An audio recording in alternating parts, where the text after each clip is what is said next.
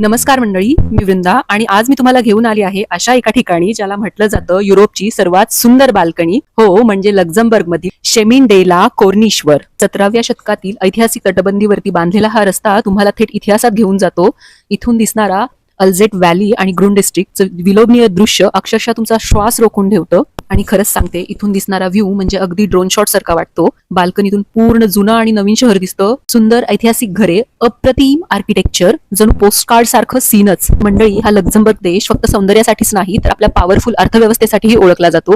या छोट्याशा देशाचं क्षेत्रफळ फक्त 2586 चौरस किलोमीटर आहे आणि लोकसंख्या फक्त 6,70,000 इतकी आहे. पण इथला जीडीपी थक्क करणारा आहे, तब्बल $82.27 अब्ज. विशेष म्हणजे इथला टॅक्स रेट जो आहे तो साधारण 15% आहे. म्हणून याला फायनान्शियल हब म्हणून ओळखलं जातं आणि म्हणूनच हा बिझनेससाठी सुद्धा खूप लोकप्रिय असा देश आहे. या छोट्याशा देशाबद्दल तुम्हाला काय वाटतं हे नक्की कमेंट करून सांगा.